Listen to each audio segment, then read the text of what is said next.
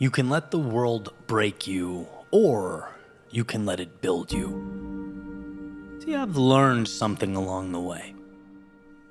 That pain can become power, fear can become fuel, and rejection, if you're willing to look it in the eye, can become the spark that ignites a new beginning entirely.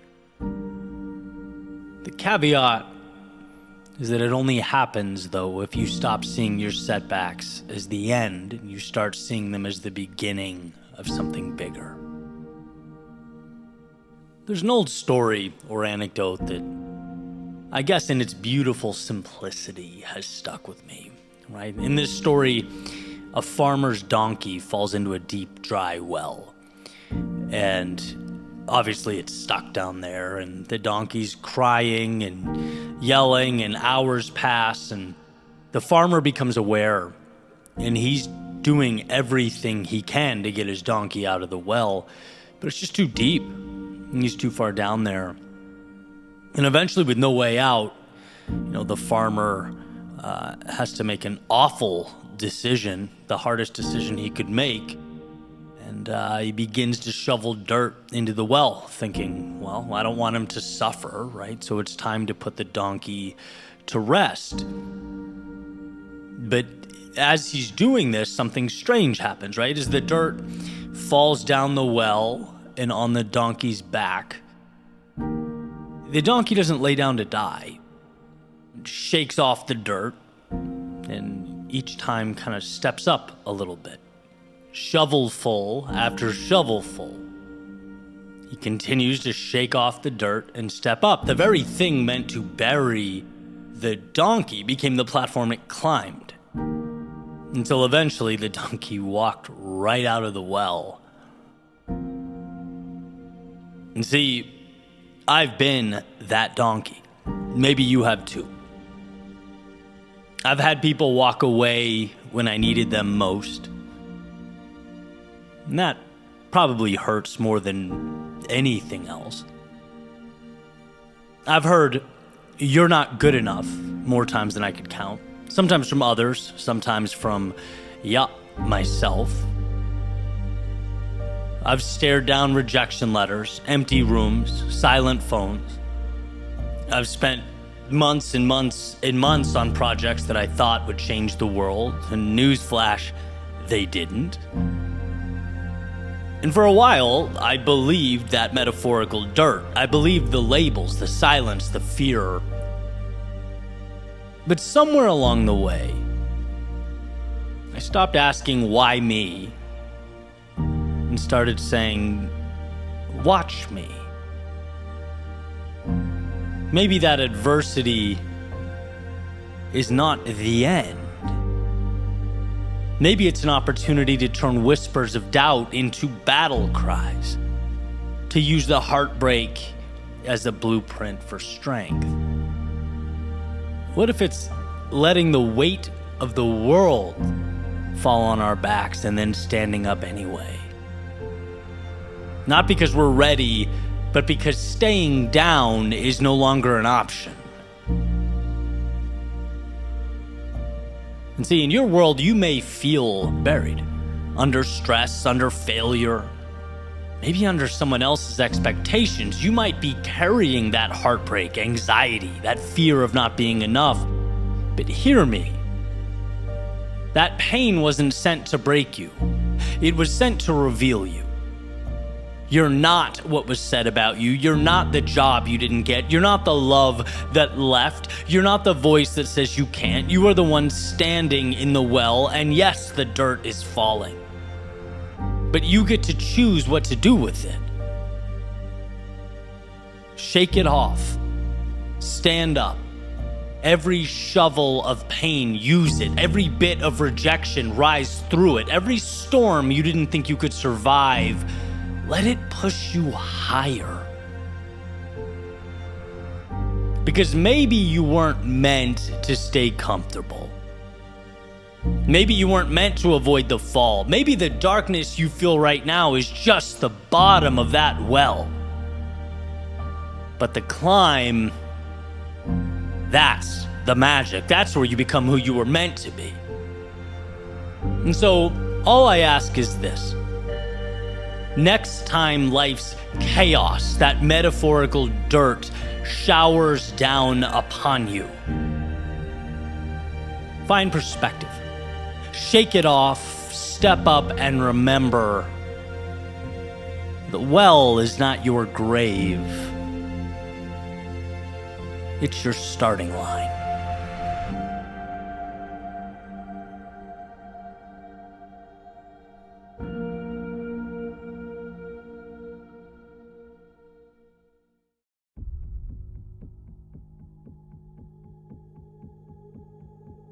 Our lives require failure, like our lungs require oxygen.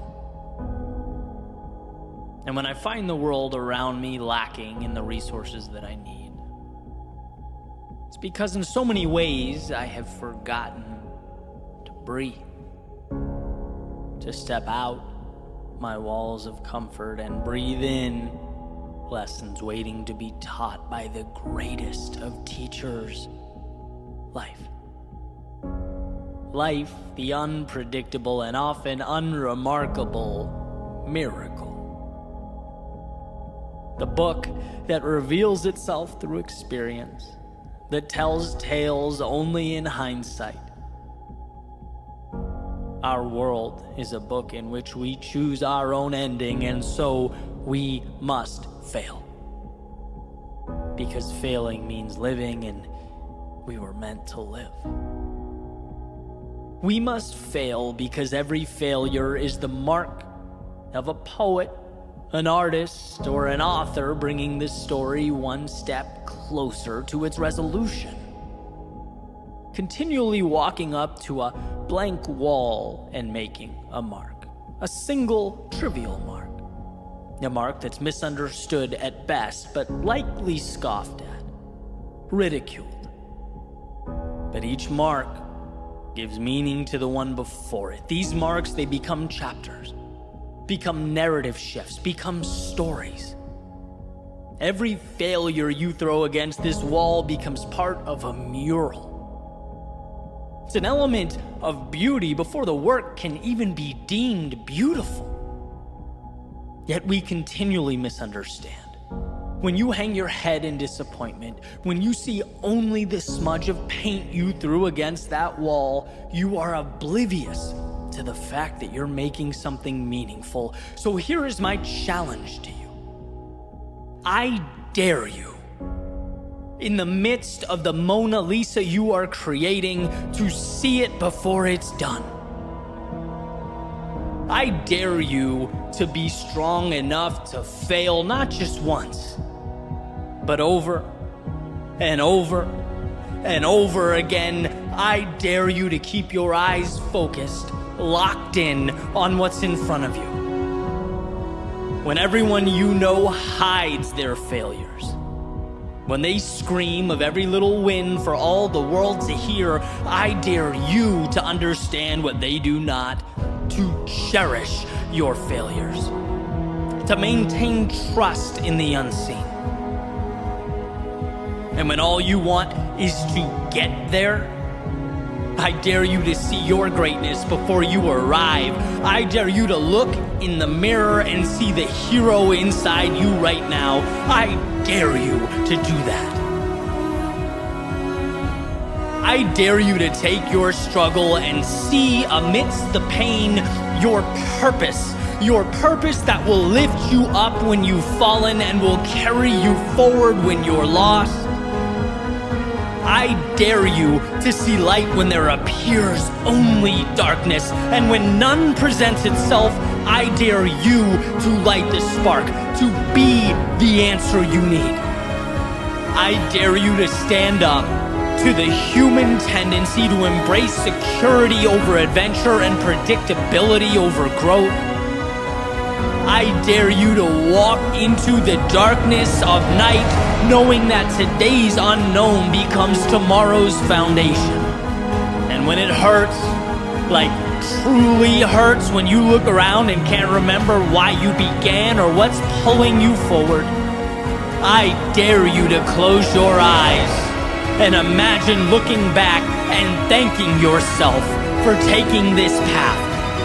Every low is a courageous step towards transformation, and if you've forgotten that, I hope this reminds you why it all matters. I hope you remember why this mark, the one you're making right now, is part of the masterpiece you've been longing for. It's taking you exactly where you need to be.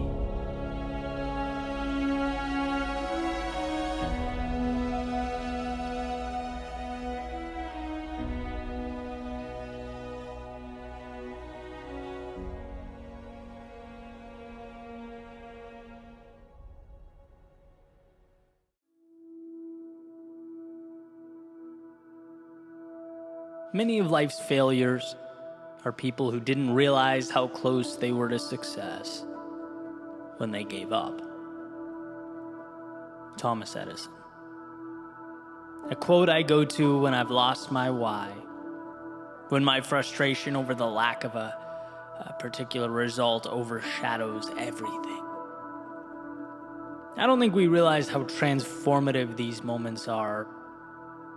When confronted by them, we're presented two options: give up or emerge better than we were.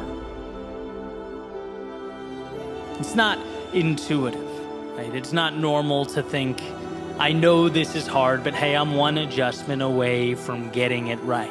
One move away from uncovering momentum. That's why in such moments, I rely on others to remind me, and it's why I remind you now. To reiterate how small a push is required to simply get things moving. To remind you that you do want this. It does mean something to you. And you know what? These are the moments you'll look back on with the tear in your eye, a smile on your face, and you'll be grateful you pushed through. These moments, the darkest of nights, the lowest of lows, when we're lost, we're stuck, unsure, they are the ones that matter, so shake it off. See the difference? The reason so many people turn around is because they don't know the secret I'm about to tell you.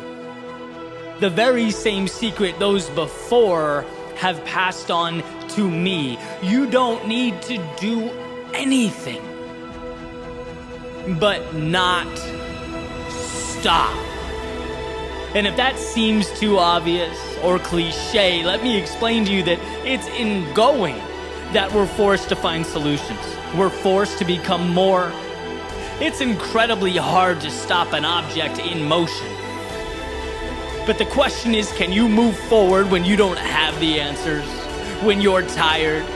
When what you've been looking for is nowhere to be found? Can you imagine at that moment what the other side will be like? Looking back on your journey, knowing that where others stopped, you hung on. Where the cost was too much for so many, you laid it all on the line. These are the decisions you have to make now. So don't listen to that voice rationalizing, begging you to take it down a notch or return to the normalcy of yesterday. Let this message resonate. Hear me. Embrace the fact that you are always one move away from recapturing momentum, from finding yourself again. It's there. Everything you need is there. Have the patience to find it, the patience to do what you do best. Find a way.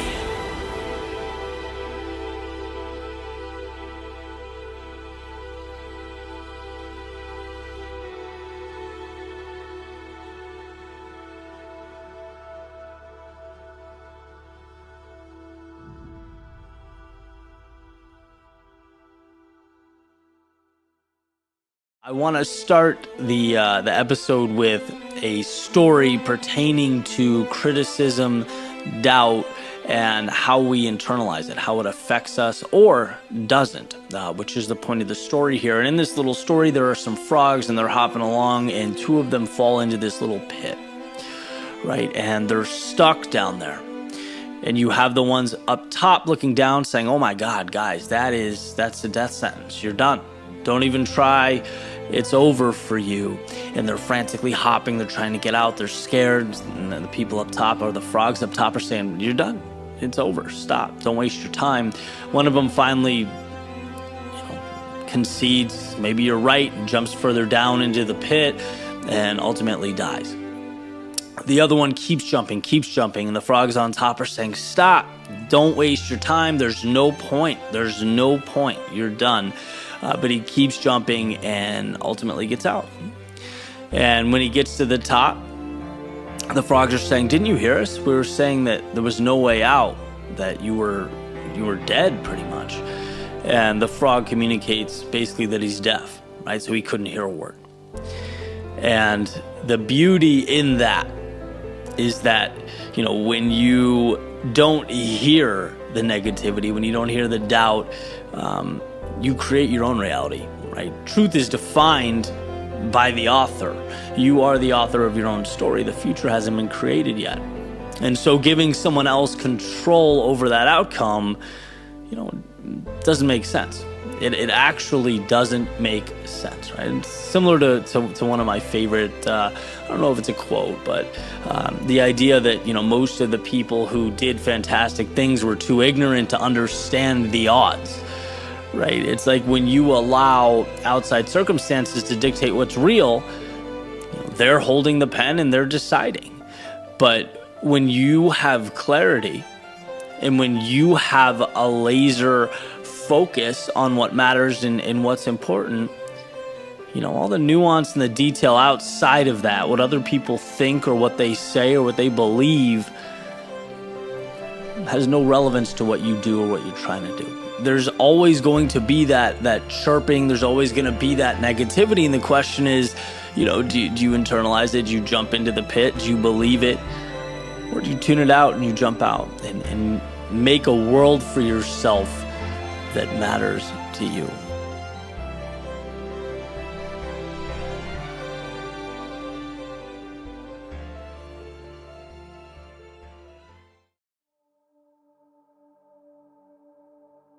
One of life's greatest lessons is that yesterday is only as powerful as we allow it to be. Yesterday is an idea, a story, a movie that started and ended. Now, it's quite possible that story or that ending is disappointing, or it hurts to look back on. Perhaps a reminder of something that wasn't ideal, something you want to break away from. So the question is, why do we give that old story power? Why do we relive it, create this self-inflicted wound? See, the past undoubtedly played a critical role. It brought you to where you are now. It, in many ways, shaped your worldview, constitutes your beliefs. It was the very road to this moment, and there's value in that. But imagine this scenario. Imagine stepping into your car, turning the keys, and thinking to yourself that you can, in this very moment, only drive down the roads you drove on yesterday. Only associate with the street signs the places you've already gone. Your reality now is determined by what you've already done. So adjust and get used to it. You would say that's outrageous, right? Yesterday's path has nothing to do with where I'm going now. Just like a boat's wake trailing off behind it has nothing to do with where it's going next. The person holding the wheel controls that. We are saturated with freedom. There is so much opportunity and possibility and potential in front of us that we fail to see because we can't stop thinking about that fictitious story we call yesterday.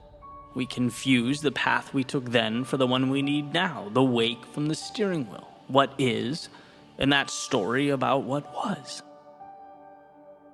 The gateway to change is unshackling ourselves from those imaginary monsters. And more often than not, the answer isn't in finding some solution, it's in cutting ties with those things that no longer serve us. Then we see the world as it truly is. Then we see the magic laid out before us. And I get that it's easier said than done. Leaving a part of us behind hurts. Looking in the mirror and being vulnerable enough to say, I can be more than this. It's not easy, but it's possible. And everything starts with how we see ourselves. And when we remain captives to the past, everything about who we think ourselves to be is outdated. We're neglecting one of our superpowers, the perpetual ability to restart. And one of the most important conversations I've ever had was on this topic. It seemed trivial at the time, but I was having lunch with a friend, and we're talking, and I mentioned to her that I was full. And she goes, well, then why are you still eating? And I'm like, because I paid for it, right? I wanted to get my money's worth. And she says in a very, pragmatic way, Eddie, just because you paid for it doesn't mean you need to eat it, right? It's a sunk cost. Why don't you move on? And the whole thing seems silly, right? It's like, yeah, if you're not hungry, don't eat. Move on. But in the grand scheme of things, how many of us keep on consuming that which doesn't serve us?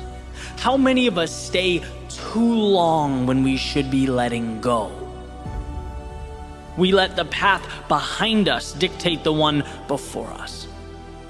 See, there's a tendency to overvalue what we know, to feel so invested in how things are, even when we're not happy or it's not healthy, that we'll take the pain of now over the potential for something greater. And that's precisely why the unknown is so terrifying. It's not concrete. It's a world unsettled. And man, do we hate being unsettled. But what we fail to realize is that every time we close our eyes, take a breath, and work up the courage to step into that unknown, to leave yesterday behind us, life gives us new pieces. It resets the stage. It provides new tools to build something incredible, something more ideal, more conducive to our goals, our hopes, and our dreams. And the thought is, well, but what if things become worse than they are right now? What if I move forward and I find myself more confused, more lost? What if things are more chaotic? And that may, for a moment, be true. But what we do is we adjust. We learn things we never knew. We see things through a lens that we never could. Touch things that we never thought existed. It wasn't in staying, but in leaving, that we rediscovered who we were meant to be. That we allowed our truest selves to flourish. And worst case scenario, contrary to popular belief, it's not that the world ends. No, the worst case scenario, should you find the courage to move forward, is that you end up right back where you started. A little more confident, a little bolder, and better prepared to live this life like you never had. All that's needed is for you to convince yourself that there is more. You just need to taste the fruit, step into the sunlight. That's the difference between reality and the story in your head. Reality is that this world has for you everything you need to change, to grow, explore, build a life that means something. It has the support structures and the resources for you to pull yourself back up every time you fall. To say, okay, that hurt, but now let's try a different angle. There is undoubtedly what you need. And the question is never whether the X on that treasure map exists. Trust me, it's there. The question is whether you can pause that story in your head. The tales of a dark, mean, and scary world trying to hold you down. Pause the idea that you're nothing more than the you of yesterday. You're nothing more than how people knew you to be. Pause the idea that you're nothing without that job title or that relationship. Pause the idea that you need him or her or them in your life. Every day you wake up, you are a blank canvas. Who cares about yesterday? What do you want to paint now? When you walk out your front door, where do you want to go now?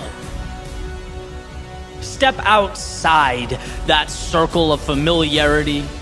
See how artificial and in some cases ridiculous these boundaries are that we place around ourselves.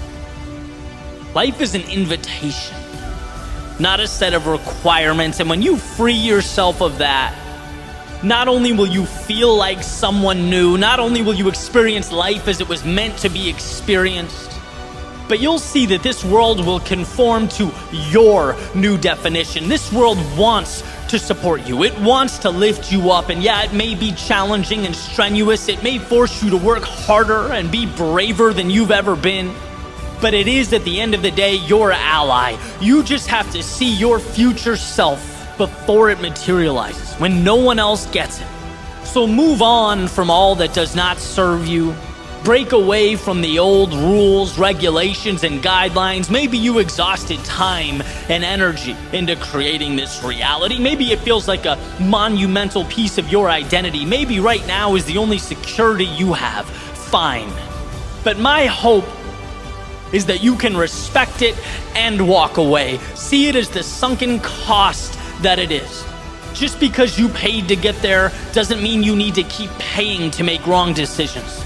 Just because it took your time doesn't mean it's entitled to keep stealing your time. Just because it's part of your identity now doesn't mean it must be tomorrow. Just because it creates security doesn't mean it's right. Jails and steel bars are also incredibly secure.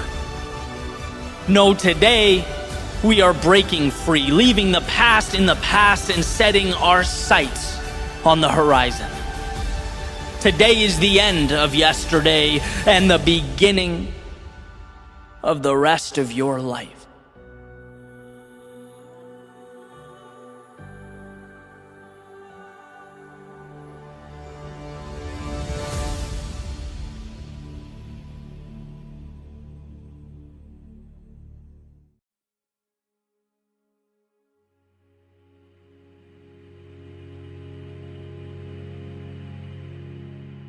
There has to come a time when it's now or never.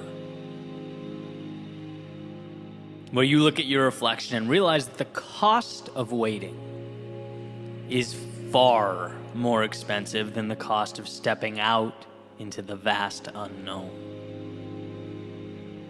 In every journey, that's when life effectively starts. But here's why this is so tricky. What's caught me off guard so many times in my life, it's the many shapes that waiting takes. See, waiting is not always sitting there and doing nothing, not at all. Sometimes waiting is just the bare minimum. It's moving forward so slightly and so slowly that you can essentially trick yourself into thinking that you're progressing, into thinking you're making it happen. When if you really stopped and looked, if you were honest with yourself, if you really took a second to review, to analyze, you'd see that you're leaving almost everything on the table. You're not creating progress, you're dancing with the idea of progress. Sometimes waiting can mean just going fast enough to not have to look at the fear you're hiding behind. It's reality, right? I think it's a very normal thing, but I also think life is too short for normalcy. I think we can do better than normal. And I believe with all my heart and soul that the world has for us the spectacular. Sitting there on the top shelf, waiting for those who can acquire the self-belief and the awareness to reach out and grab it. And how crazy a thought to realize that we could have been sitting next to the very thing we've needed for days, months, years, but never taught ourselves to extend our hands and reach. When I look back, the most important moments in my life were not tangible acquisition. And see the flashy things that try and capture our attention, right? The money, the condos, even social media growth, business growth, whatever it is you're working towards. Right? Those things are wonderful. They are benchmarks that hopefully align with your North Star, but they are not the difference makers. Not at all. Right? They were the byproduct of what really mattered. They weren't the moments that moved the needle.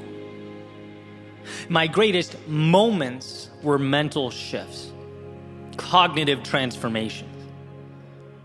That's why I do this for a living. I see how much can change when we step back and look at life just a little differently. It was my realizing that I was demanding too little of myself. That the world won't see greatness in me until I see it in me. That shift that pushed me to demand more of myself, seek bigger challenges, value my work to a greater extent, charge more for my services. And that mental shift is what made some of those externalities possible. It's realizing that if you want it, more is on the table. That yesterday doesn't define you. That it's never too late to begin again. That everything you need, you have, right? These are the ideas that truly change lives. They make the difference. And if we don't become aware of these things, we leave them in the rear view. We walk right by them. In other words, the most important moments of my life were when someone or something shook me and effectively said, hey, look around you. If this is what you want, fine, enjoy, right? But for your information, there is more out there. And if you step up just a little, if you do just a little more, if you pivot and come at this thing a little bit differently, you will further that reach. You'll create another ripple effect that will transform your life. But we must stop and look around. A good friend of mine, and this is just the other day, right? We're having lunch, we're talking about marketing, and we always joke that marketing is just a part of the business that I don't particularly enjoy, right? Necessary, but not my favorite. And we're going through kind of different strategies, ideas, and he presents one, and I say something like, I don't need to do that. It seems a little over the top. And unfiltered, he goes, man, you're hurting your reach. Like, what good is that metaphorical restaurant that's not on anyone's radar? You're going to be the best pizza shop that no one knows about. And it just kind of hit me, right? It's like, man, I needed to see that differently. Maybe there's room to be a little more aggressive. Again, one example of many. And not every time is the idea or opportunity the right one or necessary one, right? But at least you stopped. At least you thought about it. At least you contrasted where you are with the potential upside of doing something differently. That is where we leave opportunity on the table. We most often, myself included, paint regret as this the result of this blatant walking away from something. A deliberate declaration, sort of oh no, I'm not doing that, no way. And sure, sometimes that's the case, right? Sometimes we're cognizant of our fear and decline to move forward, but I wonder how often our neglect or refusal is softer, more subtle. I wonder how much of our regret comes from simply not stopping and looking around, not letting in alternative points of view that challenge us, and force us to level up. How much of our regret comes from simply not understanding how short life is and how quickly time passes us by? And if we don't create some abrupt change in our day-to-day, if we don't manufacture some momentum in our lives, even when it feels least ideal to do so, the ship we needed to be on will sail away without us. So think back to your hardest days. Even the ones that took you out, that brought you to your knees, and realize that you survived every single one of them. You have, for years, been acquiring the armor, piece by piece, to move into something bigger. You've been learning, you've been evolving.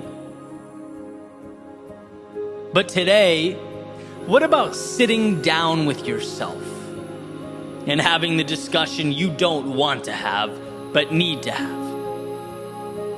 What about asking if it's time to leap where you once stepped, to run where you once walked? What about taking a good look around and asking why you're living in ways that don't serve you? Why you're conceding so much of what matters? Again, the evolution you want and need is there. It's always there, and that's the key takeaway here. It will always exist. But the question is, will your commitment to stop, to think, and to reach for it be there? Years from now, looking back, I think we'll find that our willingness to ask those questions mattered more than we could have ever imagined. That silence often implies the lack of adversity needed to evolve. Because the reality you want, it doesn't come to you, you must go to it. And that means reapproaching today's normalcy and comfort, seeing those things for what they are, a continuation of the status quo. Nothing changes until you change. So take a look around, examine those pillars holding up your worldview. Not once, but over and over again. And if one, many, or all of them must be knocked down, then so be it. The point here is that you can build. The point here is that life happens on your terms, whether you realize it or not. That doing nothing is accepting what things are. It's a head nod and a thumbs up to reality as is. So again, ask yourself what you want out of life. And if you are missing that mark, tear down what must be torn down. It might be hard now. It might hurt now. It might be uncomfortable now, but when you're eventually standing upon an existence that aligns with who you are and what you want, you'll see how necessary it all was. How it was there the whole time. And thank God you found it within yourself to reach out and take it.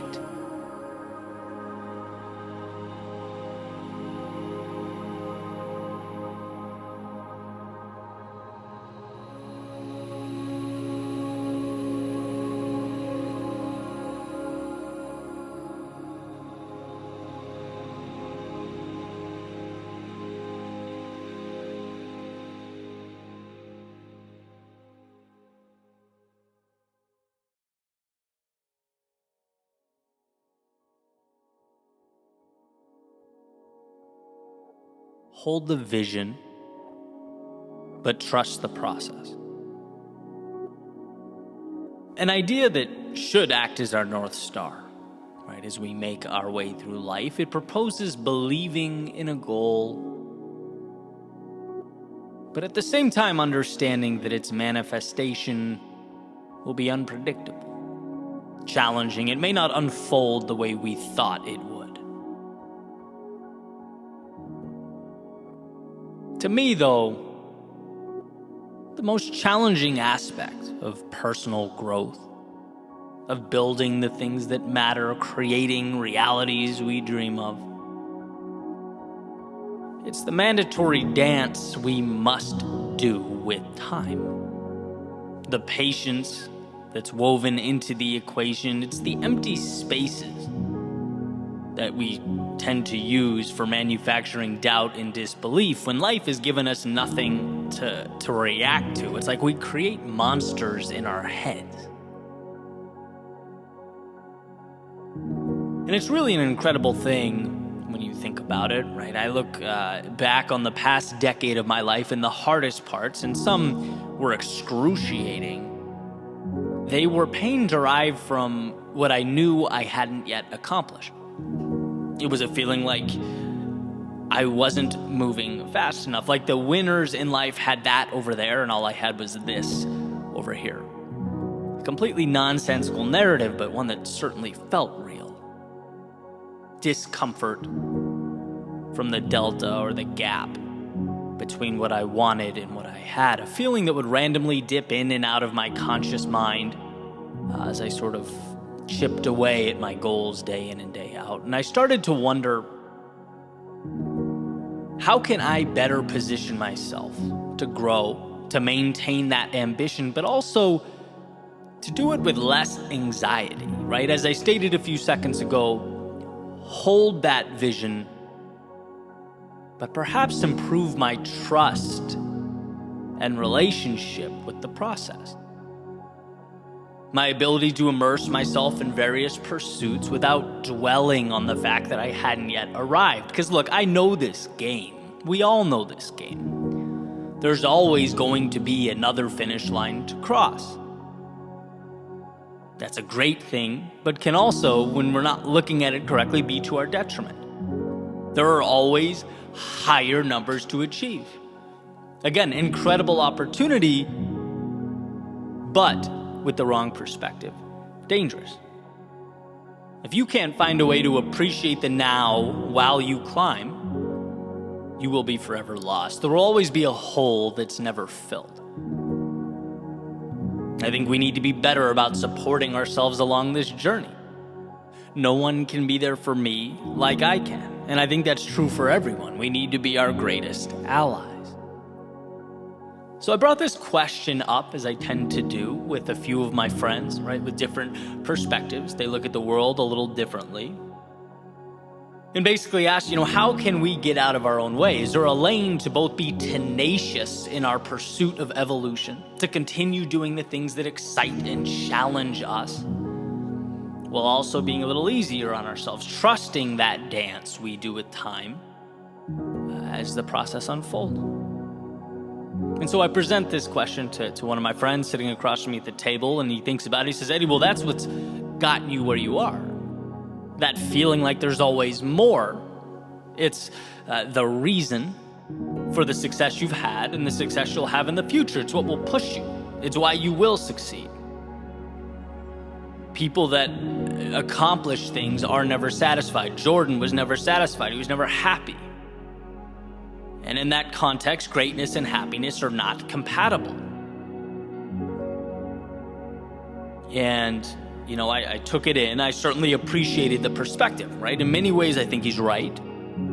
Sort of reminded me of the idea behind Tim Grover's book, Relentless, that it's an obsession that must take place. It doesn't leave room for much else, right? Incredibly valuable to understand, if anything, just to see, just to grasp what it means to achieve in a world of obstacles. But truthfully, I wasn't entirely satisfied, right? How can we better visualize the process so that we're more powerful allies to ourselves? That's what I wanted to understand. And a short time later, I'm at the kitchen table, kind of going over some analytics for social media, like YouTube channel, podcasts, stuff like that. And my father, who happened to fly in from Boston, he's at the kitchen table with me. We're having some coffee, and I made a comment about the trajectory of the numbers. I forget that particular week. Maybe it was higher or lower than expected. I don't really remember. But he made this comment about the patience that I've had with the channel over the years. Just an offhand remark. He said, the numbers are like the S&P 500, right? The stock market. There are days when it drops, there are days when it rises, but over the long haul, it's steadily pointed up and it continues to point up. And I found that so interesting.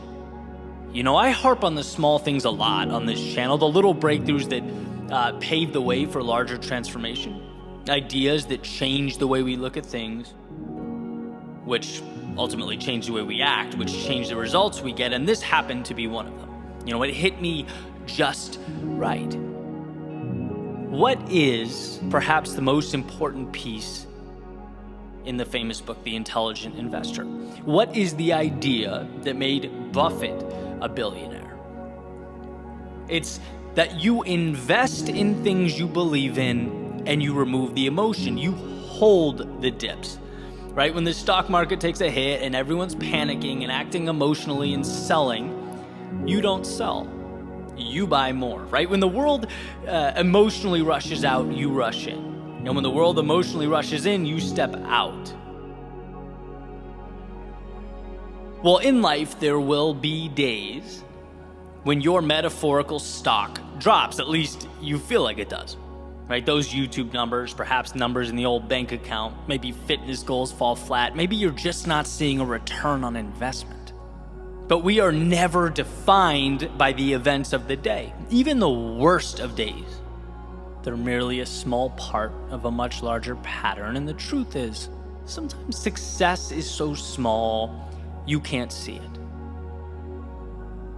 Of course you're going to be anxious if you think every day should be comprised solely of mountaintops and finish lines, if you're always looking, comparing, contrasting.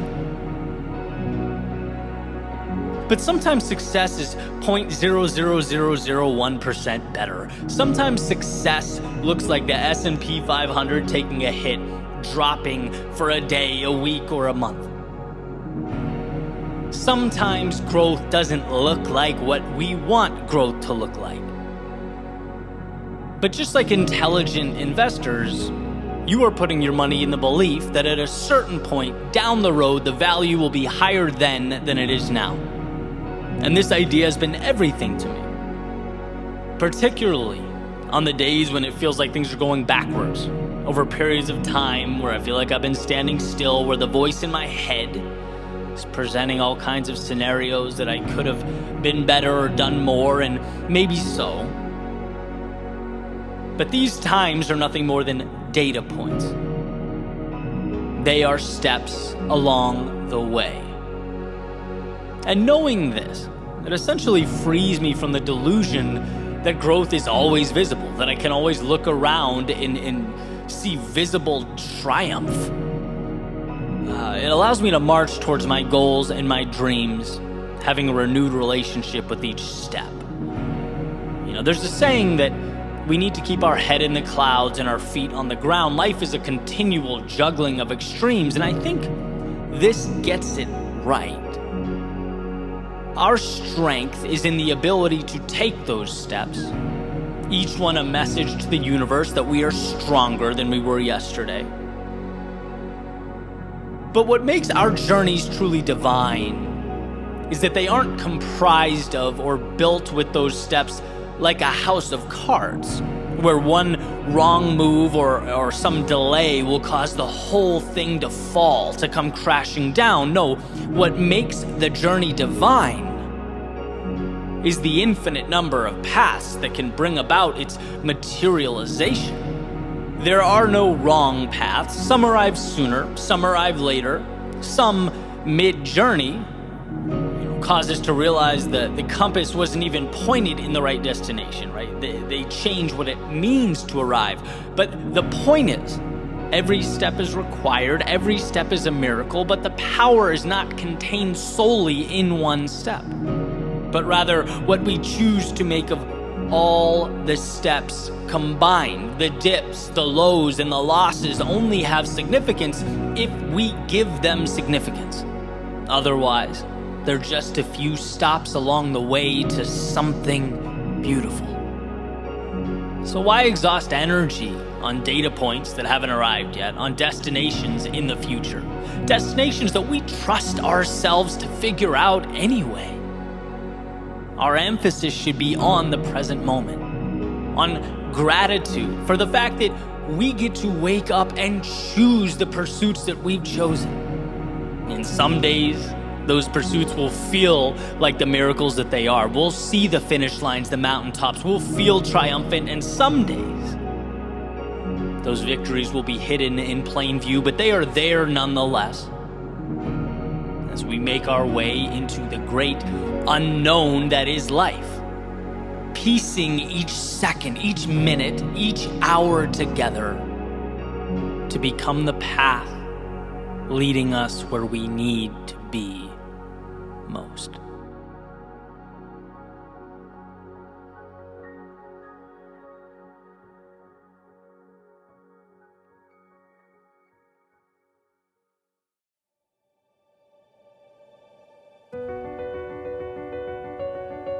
When the water rises, it's sink or swim.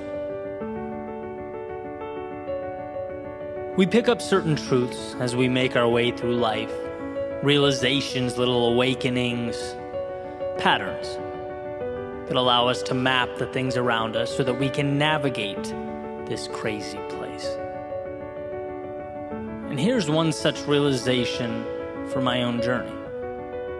When you pursue your best, you live your best life. Your best is a North Star to guide you, a bar, line, or benchmark that's always moving, a reminder that you can always do more and be more. A reminder that life tomorrow can always be different than life today. To pursue your best, in my opinion, is synonymous with capturing all that is good in this world. Capitalizing on potential is to utilize those resources in need of an architect. That pen in need of a poet, brush in need of a painter, story in need of a writer, or populace in need of a leader. It's a pursuit that not only supplements our existence here on earth. No, I believe it is, in and of itself, why we are here on earth. But like every ideal, pragmatism seems to get in the way. Meaning, well, life is more difficult in execution than it looks on paper. We can't be our quote-unquote best every day. We sometimes fall short of that mark. Our outcomes don't always align with our expectations. The perpetual journey to one's best is neither straight nor without discomfort. It's more like the navigating of a new world without a map or compass. A world that we're by default ill-equipped to take on when we begin. And I believe that 99% of success is reliant upon the willingness to move into that great unknown and allowing adversity to shape us. But that remaining 1% is a little bit different. That 1% is when we see what we've never seen, do what we've never done. It's uncovering our best in those moments we feel our worst. Climbing the highest when we're at our lowest. When the water rises, it's finding a way to swim. See, the majority of life calls for tiny adjustments. It's observing and learning and moving on.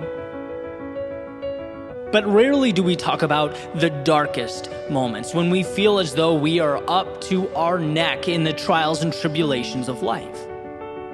When the world doesn't relay messages of hope or prosperity. No, the only incoming message is despair. You're essentially David looking up at Goliath. Perhaps a Goliath of your making. Perhaps not, but a Goliath nonetheless. So why here? Why are these dark moments different than the 99%? Why is a stage provided at the very time when the limelight feels further out of reach than it ever has. Because this moment is when you prove to yourself who you are. You think you've dug deep in the past? You think you've given your all back then? No, you have no idea what you're capable of. The world provides a stage in our darkest moments so that you can pull back the curtains and illuminate your strength. It floods your world with adversity so that you can trust yourself to navigate the waters. And if you can find a way here, when the walls are closing, clock is ticking, and water is rising, what can't you do? Have you ever asked yourself that question?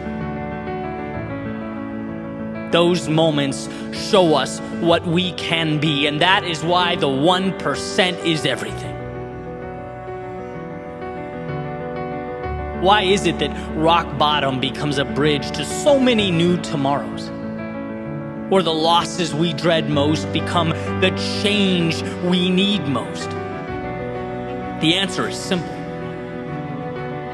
Because in those moments we find within ourselves the keys to transformation.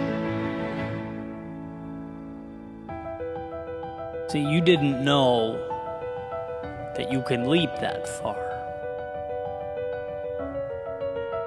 And you didn't know because you've never been pushed so close to the edge, running at so fast a speed. But in those moments, you learn that you can take flight. You learn you have the power to stand again.